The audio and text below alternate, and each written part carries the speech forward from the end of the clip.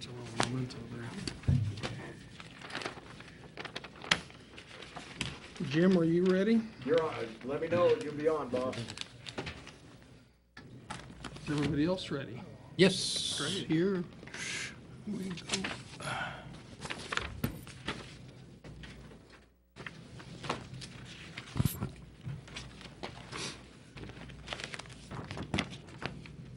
And we're past 6 o'clock, so let's call this work session to order for consideration of the land bank bylaws. It's not a work session. Yeah, it's a work. It's Not a work session. No, it's not a work Board of session. Trustees meeting. Board of Trustees meeting. There you go. Excuse me. This is the first. The first of many. And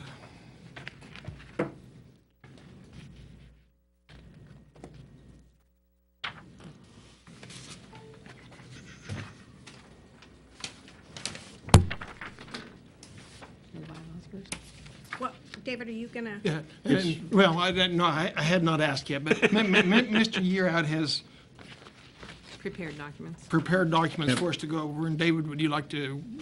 Yes, with You us. have the draft bylaws in front of you, and I'm pretty sure in working with Katie on this stuff, part of what we have been discussing is to make sure procedurally, in terms of getting the board organized, so at least we can begin a discussion relative to all that items we need to talk about.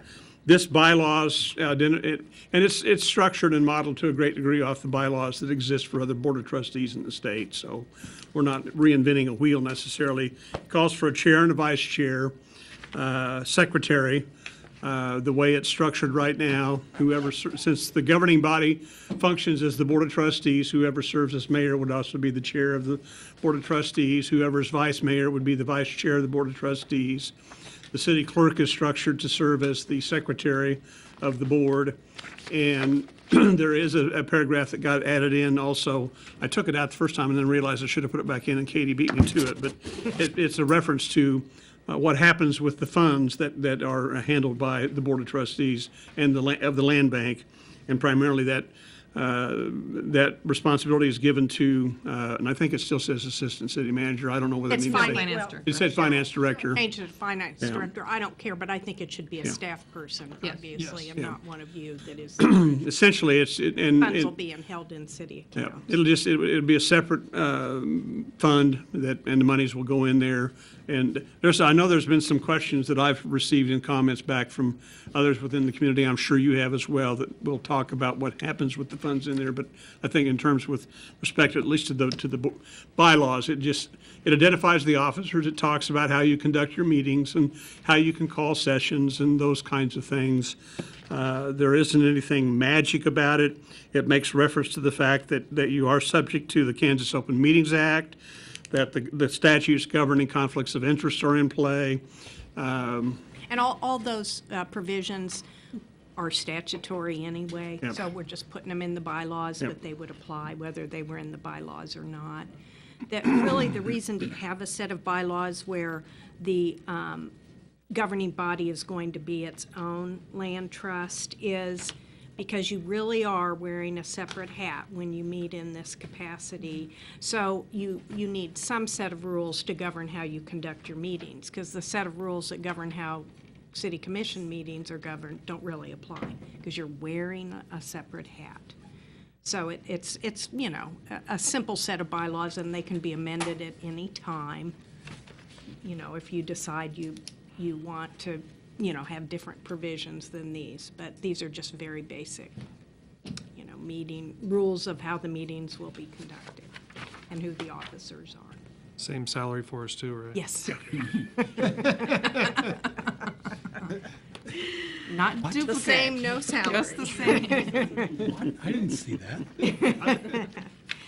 So if you find these acceptable, it would be appropriate for someone to make a motion to approve them. And then from that point forward at tonight's meeting, you will be you know, What you are. what you are. You have already, by the ordinance, designated yourself as the Board of Trustees. So this would just adopt the bylaws, and you would proceed under these bylaws for the rest of this meeting, which is, the rest of the meeting is really, I think, to discuss the mission statement and goals and activities of the organization. And just so you know, and also so, because I know the public can look at what other communities have done, in Kansas City, Kansas, the governing board there serves as the board as well, but they have other committees and other advisory boards that they work with. Their bylaws talk about that. The city of Hutchinson has established a board, and they actually set up a separate board where a certain percentage of the governing body, and it's a 5-person commission just like you are, but they set up a separate board with outside people sitting on it, and it's a whole different structure. And if you'll recall, Lions, when Mr. Sweet was here, their governing board acts as the Board of Trustees. So either way works. Here, we just felt, particularly since we're dealing with issues unique to Junction that all you guys are all very familiar with, this, and the bylaws are drawn to be just as simple and straightforward as they possibly can. I'd make a motion to adopt the bylaws for the Land Bank Board of Trustees as described. Second. We have a motion and a second to accept the bylaws as presented. Is there any further discussion? I have one question. If some point down the road, will we be able to amend these? Yes, there's a provision in there regarding the ability to amend the bylaws. It would just take It's a Article majority 7. vote to amend. Okay. And policy is totally separate. Yes, Yes. separate. From our bylaws. Yes. Okay. And you're likely not going to adopt these tonight because you're probably just going to start the input and research. You're going to direct us to do research and whatever else on it. Yeah. Yeah, that document's, that's a different discussion. Different animal. Yep. Right, okay. Is there any further discussion? None here. All in favor, say aye. Aye. Aye. And opposed, same sign. The ayes have it, 5-0. And now, the next item will be consideration of goals and policies for the land bank. Again, we went to what other communities have already done, researched some other documents that we've got gathered up concerning what other communities, even some other states have done. For the most part, we've tried to keep this, again, relatively, at least in terms of a mission statement and goals, simple and focus on what ought to be to try to achieve. The mission statement is a simple one sentence. The mission of the Junction City Land Bank is to efficiently acquire, manage, and transform vacant, abandoned, and tax foreclosed properties into productive use benefiting the community. That's what it's about, and that's the intent behind that. The goals, we've listed 6 of them. Expand and grow the tax base of the community, strengthen and improve the Junction City neighborhoods, support home ownership, promote the construction of infill housing to reduce and eliminate blight, operate in an effective and efficient manner as stewards of the public trust, and advance the economic and social interest and well-being of the city of Junction City and its residents. That's, again, and these are draft, and these are our first cut at it, so any wordsmithing or additions or deletions, it's up to the board. Policies get into other issues with respect to all the activity that's going on, and to what degree you want to get into any particular area of that, don't know. There was a lot of discussion and debate internally amongst the staff. Probably the most significant part is the first beginning about how you acquire this stuff is pretty standard. It's donation, transfer, or purchase, and that includes money that is accepted as transfer from the county commissioners out of a tax sale, which is provided in the law. And by the way, if you aren't aware, Lloyd Graham, who is the county counselor and who handled most of the tax sales, is here in the audience. There's other things that can be done. Other communities have done that. People that, absentee owners that are in the midst of a blight that don't want to do anything with it, they can, ahead of a tax foreclosure, move the property over to avoid things. So there's all kinds of ways that kind of stuff can happen. It's all legal. It's all governed by plenty of other provisions under the statutes regarding what that can be done. The types of acquisition is discussed. I debated about doing this, and I thought, well, there may be some value to that, just to keep a better way to manage the properties that might accumulate over time, if that ever gets to a point where it really turns into that. But it would set up a class system of properties. So it's got nothing to do with anything in terms of value. It's just a way to keep them separated or segregated into types, where we're talking about vacant residential buildable properties, vacant commercial properties, properties with structures, if we ever get into that, vacant non-buildable properties, other banked properties. Then we've got two classes of those that would be listed as under consideration, and then others that we just said, no, we're not going to take. We talk about establishing a marketing plan of how the board would manage the properties, to where you evaluate and determine what is it you want to do, and how do you intend to try to market properties. And that includes selecting what ones that you're saying, we want to put these on the market now. We'll hold these in reserve, or whatever may happen. There's all kinds of things that could come into play. The objective here is to not dump a lot of property into the marketplace that might disrupt the private sector.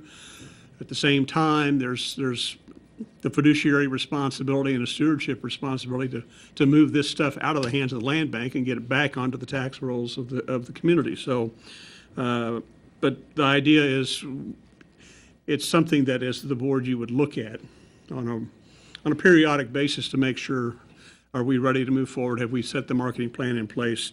Do we know what this wants to do? And that's particularly important as we discuss over time the idea of possibly replatting or rezoning or reconfiguring lots, and what we want to do with that, and how that all might happen over time. So that's what that whole management of the property section of that is set up to do. When you actually get to marketing, and there's been lots of discussion, essentially what the paragraph 5 is or the section 5 is talking about is that you have you're giving yourself the ability to basically say, once we've determined which ones we want to market, we will bid the marketing out. Your marketing plan will talk about what are the conditions, what are the requirements, what are the price ranges, what are the things that's got to be done. But marketing them would be to say, we'll make them available to licensed realtors who will then market them under our rules and conditions. But everybody gets a shot at figuring out how you want to do that. But it's use a bid process to figure out which is the best way to handle that. So that section is giving yourself that latitude to figure out what you want to do with that. We set up then some qualifications on people to buy. They've got to be current on their properties. They can't be perpetually delinquent, because that's not the point. They've also got to be good stewards of the properties that they do have. They shouldn't be folks that are constantly in violation of other city codes of blights and other standards and issues of that nature. We then talk about that if somebody buys, and this is my first draft, okay? This is me thinking out loud with no magic on language here, but it's basically saying that within 6 months of the acquisition, that they would have to take out a building permit to actually build on the property, based on what condition what the requirements are of that particular property. Within 1 year of actually acquiring the building permit, they've got to complete it. And it states in there that they're still subject to all regular ad valorem taxes. There aren't any other city programs out there that are available. So NRP doesn't know. We're not going to do that, those kinds of things. Then we talk about, there's a section in here on abatement or modification of the outstanding specials. The thought process would be that here it talks about that it's of course, the statute says you have the ability to abate 100%, but that's done annually. So the way this is set up is kind of like the NRP program, if you're familiar with how that works, although that's a rebate program. But if you have property that goes into that program, then you've got to remain current and never go delinquent on what you do, or you're out. And the idea here would be the same thing, because, and I think Cheryl told me in June is when the city certifies to the county the specials on all the properties for the next coming year. So by June of every year, which is after when all taxes have to be paid, if someone has gone delinquent, well, then the way this is drafted in, the abatement of specials is gone. The specials that are outstanding against that are back on, and they're doing payable. So essentially, you're abating annually. And the way this is written is that could occur. If they remain current and perform like they're supposed to and do the things that they're supposed to, you've got the latitude and authority, the way this is drafted, to effectively abate all the remaining years outstanding against the bonds that are spread in specials against that property. Now, Clarification right there. that may or may, or you could reduce that in half. There's any number of Yeah, things that you the can do. clarification right there, because I've already had emails. That 100% was only put in there because that's what you can do. You can go all the way and waive them all. That is, and as I explained to the taxpayer, that is not what will probably be decided. This is put at the maximum, of course, amount. You can go all the way up to 100%. We realize as staff that that is your choice. And you guys, amongst yourselves, will decide what you think is a fair and equitable number that number will be. But for purposes of delivering you a document, we put in what are the extreme possibilities. And you could set it up kind of like, and using the NRP as an example, what our communities have done, where you can do up to a 10-year rebate program. They'll talk about the portion that's eligible under the NRP. It may be for the first 2 years, it's 100%, then it's down to 80%, then it's down to 60%. And it weans itself down to where the rebate or the amount of relief that they're getting or incentive that they're getting is diminishing over time. You can structure this the same way. It's, and what we haven't done, I don't know, Cheryl, whether you got the outstanding specials and the number of years against some of these lots, but we can do that. Right here. But it's possible to sit down and figure out, even for each lot, for almost, although they're usually by subdivision, of how many outstanding years of specials are left. And you could figure out a rate of what you might do, recognizing that you had under the system, you certify the outstanding specials for that next year, 1 year at a time. It's done every year. So,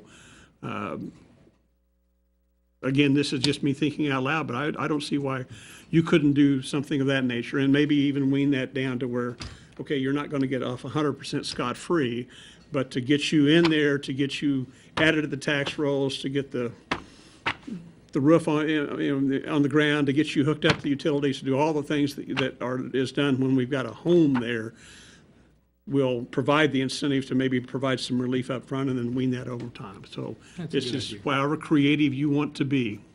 How does that work with, say, for instance, individual met all the requirements, the 6-month had the permit, and within a year after that had a structure completed, but then 2 years after that, and they kept up with everything, they sold to an individual that didn't keep up with those requirements. Okay.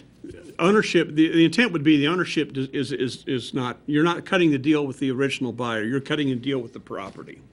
So that if someone comes in, meets the requirements, builds a home, is there for 2 years, then they leave and sell, the buyers come in, the property in theory would be still eligible for the requirements, but if they don't perform, they're out. And they're out by And that's meaning because that because we revert. there's an actual covenant agreement that's recorded at the time you transfer the deed that outlines the details of what's eligible for that would be how I would envision that happening. Yeah, I mean, as a practical matter, the only sanction you're going to be able to impose is to eliminate the abatement you've given them. Because you can't really take the property back, because if you tried to do that, they would never get a loan to build the house in the first place, because no lender would ever do that. So just as a practical matter, the only sanction you can impose would be, and by covenant in the deed, that if you had granted, even, diminishing, 20% discount. special assessments in the future, that would go away. I mean, you could probably also even say you could recapture the ones they'd gotten already, it'd be difficult maybe to collect that, but you could But certainly. that would be all part of the, That would be part of a deed restriction, Right, so okay. anybody who bought the property Is would aware be of it. on notice of okay, that. okay, so. And would take it subject It's to. all known up front. Yes, It's it not would be something that will show recorded. up. No, Okay. it would have to be It's part a of the matter deed. of record.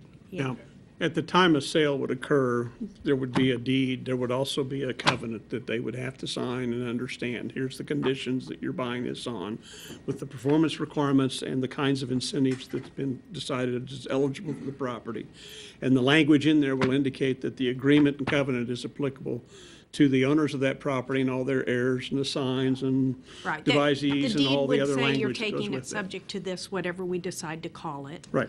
Land bank agreement or something, and that would be recorded with the deed, so. Okay. I just wanted to make sure that we were clear on that. Yeah, that's why we also, a few years ago, started recording more effectively some of the Means. documents relating to NRP, because there was sort of a little gap there, but if it's recorded with the deed, then they are legally on notice of it. Okay? So, and then the other language in here to a great degree just talks about, well, and we go on and talk about what happens if we have someone approach and say, I want to buy 5 lots. So there's a separate process you go through on that to just make sure that you're being fair in the marketplace. But at the end of the day, the intention is whatever parameters you put on an individual, that's applicable to the 5 lots as well. So if somebody comes in and gets 5 lots, there's 5 building permits. They've got 6 months to get out. So the timeline is not staggered. I'll take out the next one once I get this one done. No, you take 5, the clock starts day one, because the clock starts on the date of the deed of the transfer of when that's Does that include a property that would remain vacant? Well, For instance, if I bought a property in the middle and wanted the one on the north and the one on the south, does that also have to have a building permit and a house? well, and it depends. We talk about whether or not you're buying it. You know, if you're buying it for the purpose, I own this lot, I want this one, then that's part of the negotiations that go on with that individual Upfront. property. If you're buying it to enlarge my lot or to put like a garage or something on it, then we structure the sale and talk about those details. Okay. You know, but if you're in the area of where we've got outstanding specials, the same debate's going to happen with respect to what's happening with those specials. There's not a one-size-fits-all. It's going to be very much a case-by-case, circumstance-by-circumstance base, but you've got that latitude. We're trying to give you that latitude in here to do that. Good. So, And David, yes, sir. if somebody came in and had a plan to build 5 or 10 houses and wanted to build a neighborhood and have it look kind of the same, would we still be holding them to all 10 homes had to be started in 6 months? Or could they build them 5 at a time, but all the permits had to be? You've got the had to be latitude to purchased structure that, within and 10, 12 months. yeah, you've got the latitude to structure that if that's what you want to do. But, you know, anytime you start, the only caution for the sake of discussion here is that anytime you start modifying the rules, then you're starting down a slippery slope because other people are going to come in. Modify it for Well, everybody. if you modified that, well, you modified this for me, and it's where do you go with that? You know, but if someone came in and we've had some discussions, I've already heard from some local builders that say, hey, you know, if you get that and you can open up this street, there's like 12 lots there. I'm interested in taking all 12 of them. Well, we may structure something for that kind of an arrangement to say, there's conditions. You have to remember, this isn't, the goal is not to allow the lots to be sold to speculators. We want actual development. We don't want them sitting there for speculation, so they sit on them for 10 years and to speculate. We want houses built, structures on those properties. Yep. Right. But we also want the specials paid and Yes. taxes Yep. paid. Yep.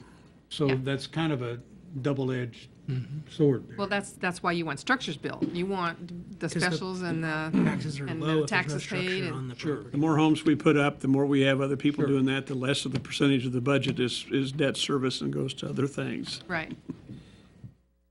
The time frame may be a challenge depending on how many structures are gonna be built and how many lots. If, let's say somebody did get 10 lots, one builder trying to get 10 homes up in a year. Yeah. Pretty tough, you know? I mean, even if you get every sub in town to help you, that could be a challenge. Well, and I, Mark can tell you, because I realize it's not an apples to apples comparison, but at the time when there was a lot of construction going on, there were times when we'd see builders come in and take out 6 and 7 lots, building permits at a time, and within 6 months, they're taking out another 6 or 7, because and no, it's not all local subs. If we get that kind of construction activity, there's people going to show up. That's going to happen. I hope we have that problem. No, I do too. So, but the part of the idea of setting some of those parameters, particularly if you're tying a performance requirement to the buying of a lot coming out of a tax foreclosure that's in the land bank, is making sure that the buyers understand and should give them pause to say, okay, you guys work in the marketplace, you know what you think you can do. Don't bite off more than you can chew, because we won't be back in this boat again. We don't want to go through and ride this merry-go-round in this fashion again. So, to me, it's the tool that gives you as the public, on behalf of the public trust, to do a public-private action to really, the quicker we can get you to be a defunct board, the better off you are, because government shouldn't be in the real estate business, but here we are. So, anyway, and the rest of this stuff is intended just to, if you've looked at that, we're basically just talking about the kinds of information you've got to provide and the things you've got to show to make sure that we're not getting anything that's out of character to the neighborhood and nobody's going to do anything really weird. Mentioned earlier, and Cheryl talked about the fact that she's got the details of the outstanding specials against all the projects. There is a spreadsheet on your table that is available to all of you. That is the list that was provided to me by the county of all the properties that actually went to tax sale. And on that list, you will see, and it's sorted by the legal description subdivision name for the most part, the property ID number for the individual parcel, an address of that lot if there is one assigned, the legal description, which is the big one in the middle, who was the owner of record and their address, and then the far right columns, the first one where it says final valuation, that is the value of the lot placed by the county appraiser on that lot. The far right-hand column then is the assessed value of that property. And I've not totaled those up, but the point being is that you can see from the appraiser's standpoint the value placed on those properties for tax purposes as a value, and then also for the assessed value, which would impact the total assessed value we work with. Part of the theory in setting prices on these lots, and it's talked about in these policies, is that we intend to use the value placed on it by the appraiser as a base value to begin to move from. Part of the theory that also is driven by the idea of saying don't discount or don't wipe off or give away the lots is that has a tendency to impact future values. It has a tendency to impact the value of that going forward for the tax base itself, but it also can have an impact on a buyer who goes to get an appraisal on the property for a mortgage. If the land has been discounted, then you've discounted the total value of what's going on, and it impacts them as well there. The flip side of it also is part of the idea of selling these things is to generate revenue back to do two things. One, well, obviously, is to cover the ongoing carrying costs the board incurs in having title and possession of the vacant properties, a good part of which we're covering now in the budget elsewhere, and some of that stuff gets sent to the landowners as a blight mowing or whatever it may be, and then we never get anything back, and so we're just chasing our tail. But the other part of it is that And this is the part that I've had some conversation with some folks about and would ultimately be something that need to be discussed as well, is say we sell 20, 30, 40 lots that you've got a couple, $300,000 sitting in the fund. That's more than enough to carry the ongoing maintenance costs. What do you do with that? And my response has been thinking out loud that I would envision you can't prepay the bonds. That's not, but that money then becomes part of what gets transferred then to the city to make the next year's bond payments, which then reduces what's got to be raised elsewhere from tax revenue. Yeah, the statute addresses it, and it Okay, says. good. 125910, use of money received from the sale of property, except as provided in paragraph B, which I'll read. Any monies derived from the sale of property by the bank shall be retained by the bank for the purposes and operations thereof. The board may use all or any part of the proceeds from the sale, such a sale, to reimburse any municipality, which that's a broad term, but it certainly includes the city, for delinquent special assessments that are due on such property. So in other words, if we sell property that is, say, a lot that has 5 years' worth of delinquent specials, you could use, right off the top, you could take that portion of it, the purchase price, and reimburse the city. You're kind of wearing different hats here, but reimburse the city for those specials that they never got reimbursed for. And then ultimately, there's a provision in the land bank statute that says that, it's kind of vague, but it says that, at such time as the land bank is done, and so if you had no property but let's say it was done, say 20 years from now, the land bank was done and there was some money in the bank, then that money can be used for any public city purposes. But I'd say from the statute, as long as the land bank is operating, the money appears to be slated only for two purposes. One, to fund the operations of the land bank, and two, to pay the delinquent special assessments. But one can imagine that there are plenty of delinquent special assessments to use up that money in this. It'll be many years before. Yeah, it would be many years before. There would be, wiping out. The other question that I had on the policies was the use of committees. Can this board assign or set up a ad hoc committee, community committee to feed information to the board to make those decisions? Absolutely. I don't recall in the bylaws we precluded that. There wasn't a standing committee.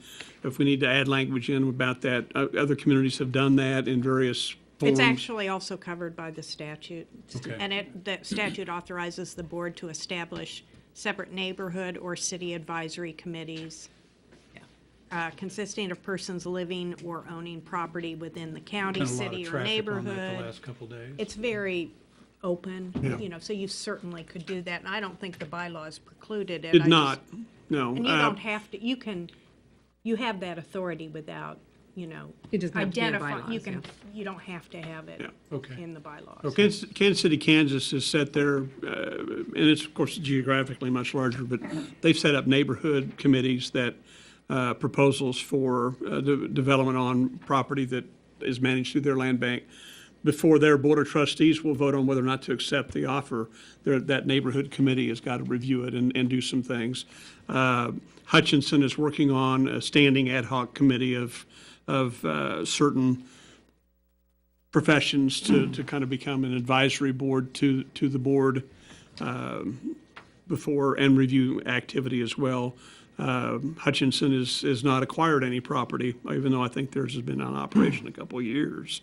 But they have no properties that they've even taken, including, although from the understanding I have in talking with their city manager, there has been some property available in the city that came out of the tax sale that didn't sell. but their land bank has not taken anything yet. They're still struggling with figure out how they want to do this thing. So,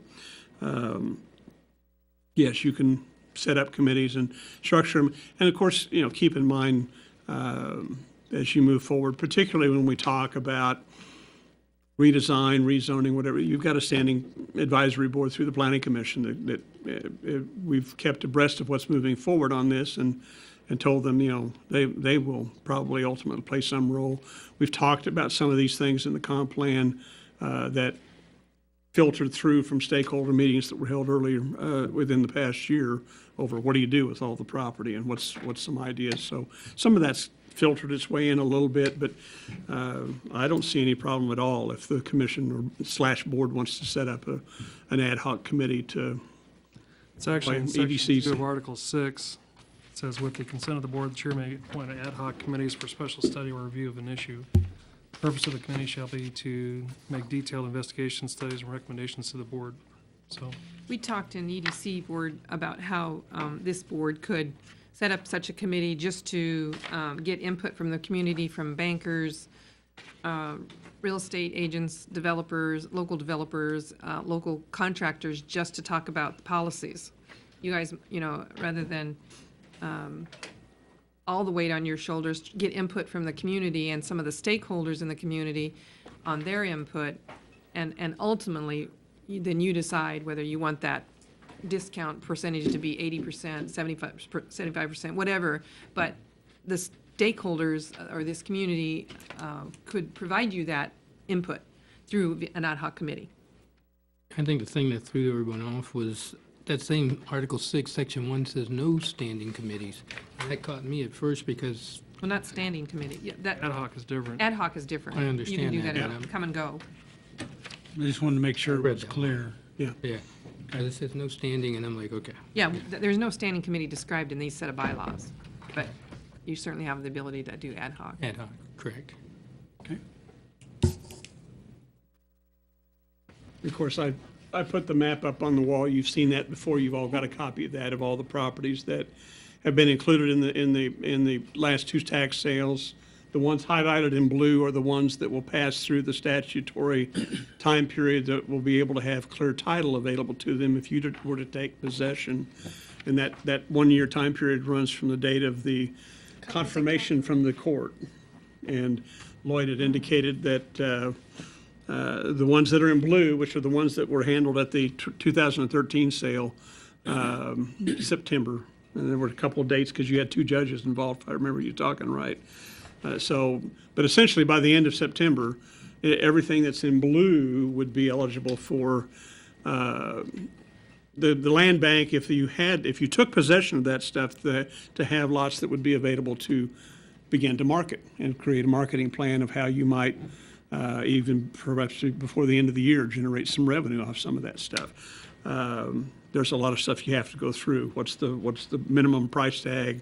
What are the conditions and requirements and all those kinds of things that you've got to figure out.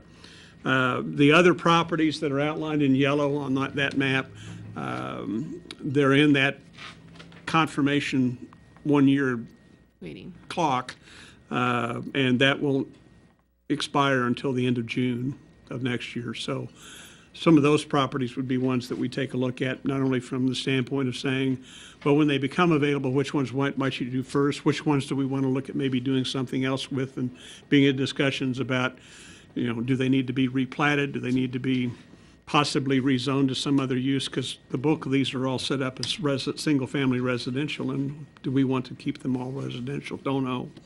I do know we've had discussion internally. Obviously, there's some, and you'll see this if you haven't already noticed in the maps that are coming out of the comp plan, but there's no parks west of 77, and some of this could be made parkland. There are some other properties that we've looked at for some other public uses, fire department possibly for another future substation area. There's other things that we may look at. There's discussions about, do we want to even engage the idea of carving off some property and pursuing as a potential school site? So there's any number of things that can be done. But that's part of what that marketing plan is all about, is to try to look at these things rather than just as a whole, get down and look at them more individually and say, if we redo this, what should it be and what do we have to do to make that happen? So you've got time on a number of these lots because you really, even if you took possession of them now, would not have the ability to pass title and give to the title company to give clear title to it until June of next year. The advantage of taking them now is it stops the clock on the specials. Yes, it stops the clocks on that, and it also does remove them from the ad valorem tax, but it just essentially sets it aside and says, no, this stuff is not subject to tax delinquency issues and other things of that nature. And Lloyd and I have had this discussion, and we've kind of talked about it peripherally too, and I know the question came from the county commissioners regarding, well, what costs and what impacts this is going to have. One of the biggest impacts by taking possession of a good number of these lots is going to be to reduce the expense the county incurs to process these properties through the tax sale. And Lloyd can talk to that better than I can, but there's a lot of work that goes into having to be in a position to where you can even offer them a tax sale, particularly when you're sitting there not getting any offers at all.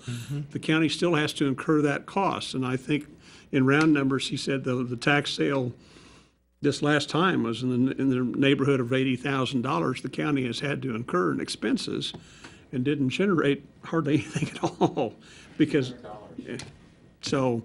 That's not a good return at all, is it? That's just scary. So, anyway, I know they're anxious to do it, and my belief is that this is me personally talking a little bit here, just as a professional opinion, but I think moving this into the tax base is taking away a cloud that's hanging over a lot of this property that's impacting the community as a whole. Then you're in a position on behalf of the community to start moving property on the lots, but at least you've removed that cloud that may otherwise impact people's decisions about what they might do. And can we quantify that? No, I can't put a dollar or a timeline or any of that on it, but it's just experience saying that has an impact on a lot of the thought process that people will go through. And if we move that to the point where, no, as a community, we're stepping out there and saying, we're making this stuff available, particularly if the idea is to say, we've already got developed lots. We're not competing with developers. Nobody's really developing new lots that much anyway. But more importantly, you're making them available because right now it's hard to get clear title or clean title to a lot of this stuff. This resolves that problem, and it makes lots available for people to build in this community. So I don't know anything else to say, and I don't know whether you want to hear anything from Lloyd, because he's been through some of this stuff, or whether he's got anything he'd like to share on behalf of what he's been hearing from the county as well. Not to put you on the spot, but you're here. Well, I'll just ask Lloyd, if the city wanted to take title, or the land bank sooner rather than later to some or all of these, is that the county on board? Yeah, we'll give you the deed the next day. Okay. Well, I mean, the last I heard, it was still kind of up. Commissioner Hicks, Not up there, really. Okay, yeah, great. Commissioner Hicks indicated today that they're simply waiting for the city to request. Okay. As soon as we request, they will likely, he didn't guarantee it because he can't represent all three commissioners, but likely grant. But we have to request which lots we're taking. Well, it sounds like a very opportunistic tool. And I think that's something that we need to move forward with. We need to move forward cautiously. As you've indicated, this is kind of new territory.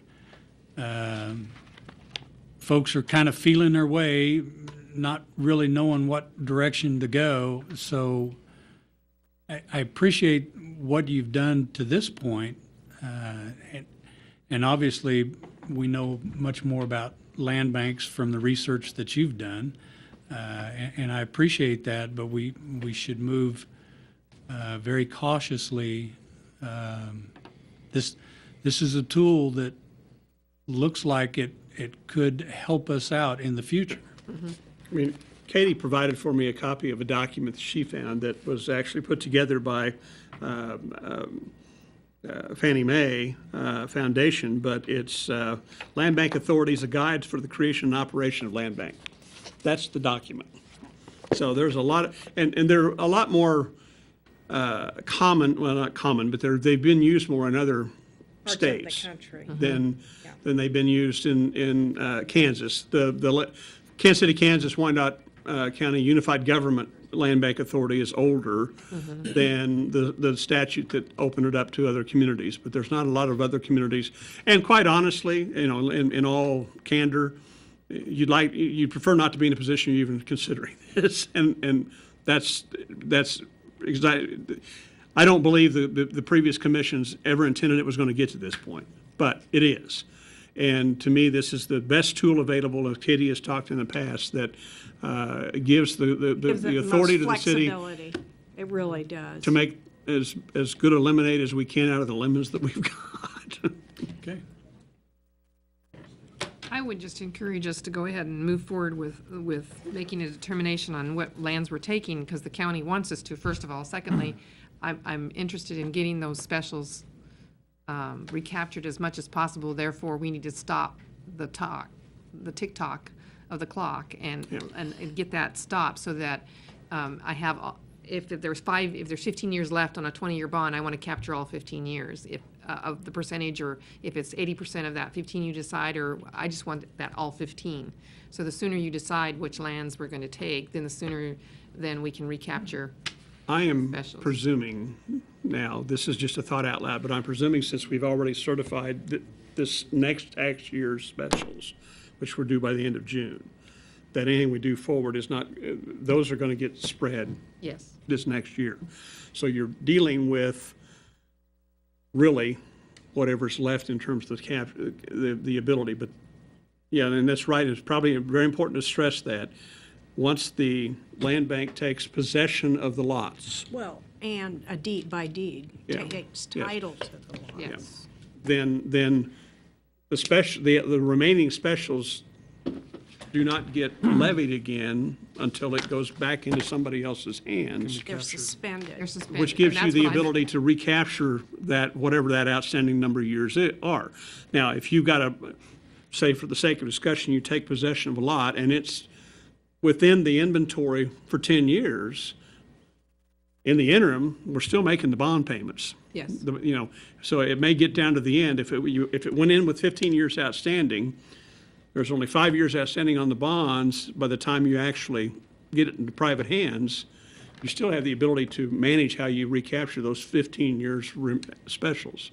So you haven't lost that per se. And I think the law even says you can include whatever accrued interest would have been occurred. And I don't remember. Don't remember the details, not important at this point. But Cheryl's right. The quickest way to be able to have the latitude to figure out how you capture as much of those outstanding specials over time as possible. My point being that you can decide your policies a little bit later. The more important is how much, the first, I think, priority is for you to decide what you're taking in so that we capture the full amount, as much of the specials as possible. Then we go on to further discuss the policies.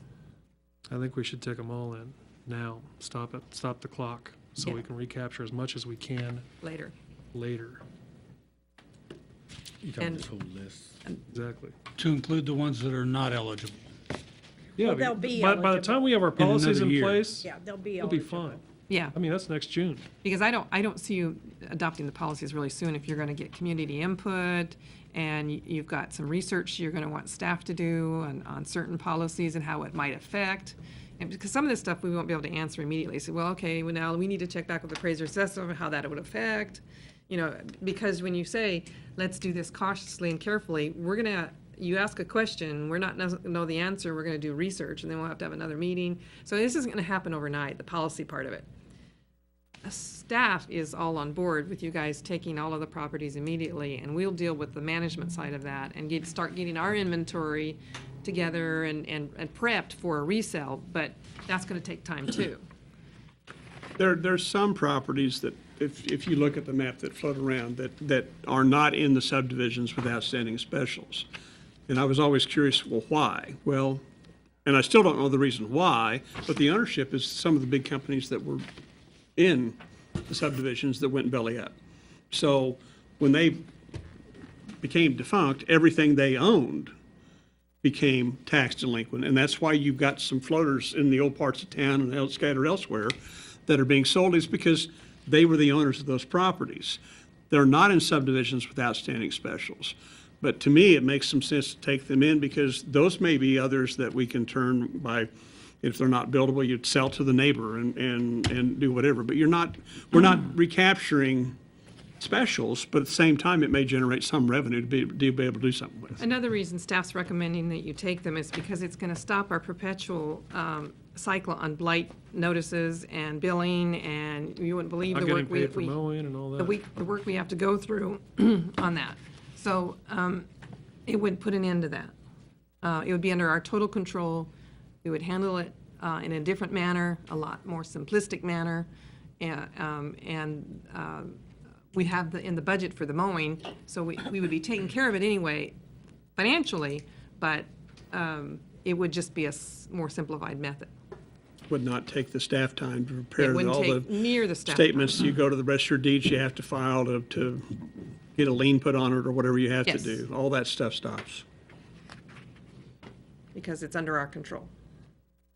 That also puts the city in property management role. Unfortunately, does. it does. But bear in By mind. default, we're there now. But bear in mind, one of the things you would do is you would keep track of. Yes. In other words, the city could build a land trust back. The land Oh, trust yeah, may not we plan on have doing that. money to pay for it immediately, Yeah. but you could keep track of those The costs costs. and then get reimbursed for those as Yes. lots. As part of the sell. lot sale. Yeah, we will still, Yeah. that's part of the land management that Yeah. Jolene and I would Right set now, up. we're not gonna get paid a dime Right. with these sitting right here on this pad. Right. Correct. But eventually, the land bank could pay back the general fund for ongoing maintenance and cost of those properties. So that's another reason why we would like to see you make a decision sooner than later than on what lands you're taking. And that be your priority of concentration right now.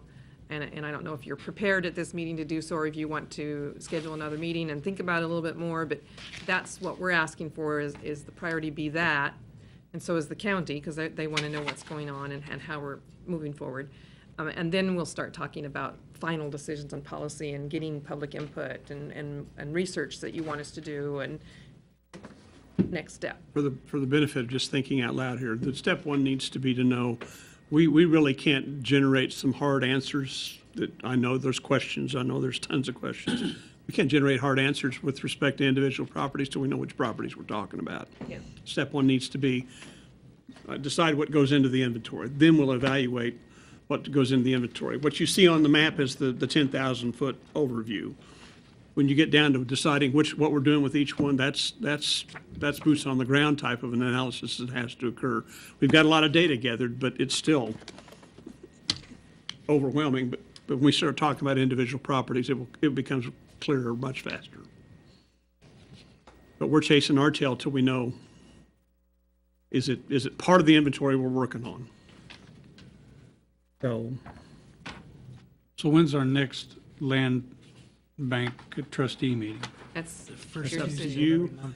You could, it's set up theoretically on a monthly basis, but you could set another one at the next meeting for the purpose of trying to decide to pull the string on getting the properties out of the tax foreclosure and into the hands of the land bank. And then from there, we can then begin to process and start identifying which ones could move quickly, what ones are in what category. There's a lot more detail that we can get very specific about. So if we were to take all those 941, then the process would be is to then identify those 941, which one you're going to start trying to move out of it. Mm-hmm. 941. Well, that's all the lots. Now, there are some of them that actually sold. Well, I've not pulled that out of the list. So there's some that actually sold, and there are others that we know are probably not ever going to be buildable because they just have got other things, problems with them. But at least You we guys get them then under will have to control. identify that for Yes. us as to, Yes. That's why, when I say research, that's the type of research I'm talking about. on our regular lots, we're in the process of, the stuff that we already own, the city owns, we're in the process of getting all the deeds and the legal descriptions and maps of each and every parcel. I would like to do something similar with this, that we would, if you ask me about Deer Creek, number 3, block 1, lot 10, I'd open a file and it'd have a map of it, what the layout is, what the deed is, and everything about that parcel in one file. And then you can make decisions based on good information. And for those in those subdivisions, we could identify what's actually been levied for the specials, what's outstanding, the number of years, all kinds of data that could go with Yeah, that. I mean, we get that all compiled so that you could always have a file and reference that you would have to make your decisions on. Rather than right now, it's really the 10,000-foot level. Don't know. Just thinking out loud, is it feasible in 2 weeks to have that information on all the blue properties that will come eligible in September? Maybe not to the nth degree, we could have a lot of detail on them with individual maps and plats, and we could probably do a lot of that stuff, yes. Would that help us pave the way to start to learn the process? I know there's a thought afoot to just take it all and go, but I'm still not convinced. I'm still a little cautious of working the bugs out, and it seems to me that those properties that are eligible in September, clear deed eligible, would be the ones that we'd want to cut our teeth on. Well, yes and no, because there's failing to take properties creates a dilemma in that they're going to go through that cycle again of tax sale activity. And, Between now and yeah, June. well, they've not set a hard date on another tax sale specifically, Probably for another 2-3 years. So there's no. unless none are taken, and then But we're it right back. sounds as if, Yeah. as long as the city took them before June of next Yeah. year, you wouldn't have lost another. The point of waiting, if you wait, then you're going to, every year you wait, you're going to lose more specials. You lose. I'm asking you to take them all now so that you don't lose that additional year. And I understand that. I really do. I really understand that the more pennies that we save, we were going to spend anyway. Yeah. But the quicker we take everything in, the more money potentially You get at the end. we save down the road. And I do understand that. I Okay. completely understand that. I think we could put a lot of the information that would go into a normal kind of packet that Cheryl talked about available on those properties that would be eligible in September, the blue shaded stuff, in a couple of weeks, to where you could have that to look at, to kind of see the data we talk about, and give you maybe the idea to articulate in your mind what you might be able to do with this stuff, realizing The next steps. the next step is what you'll be doing with all these others as well. Right. So, Can I make it, when you have like the two systems going, you're still managing the properties the way you did before with the specials going forward, so you're taking staff time to do that, and then the new properties as well as the new system, so you're kind of duplicating, you're kind of running two systems for taking care of the property, which might eat up some staff time. we're time sensitive here. We're very time sensitive. And I appreciate that, but also we have decisions to make it if we're not completely comfortable saying yes right now. Yeah. Oh, no, not tonight. Yeah, give us the Yeah. time to think about it. Yeah, not You tonight. know- We're just throwing out the ideas so that you can maybe at the next meeting make a decision. What you're going to take and what you don't. Over with that. And Mr. Mayor, we have other business. Yeah, we're 2 minutes late, aren't we? So, let's schedule a meeting for 6 o'clock, Be the 19th. the 19th. That'd be right before the next meeting. We'll take up this discussion. And if it's your, we'll put together, may not get all the blue ones, but we'll get some of the key ones and start getting some of that information available to you guys so you can see. I think that'd be helpful. Yep. Okay, we can do that.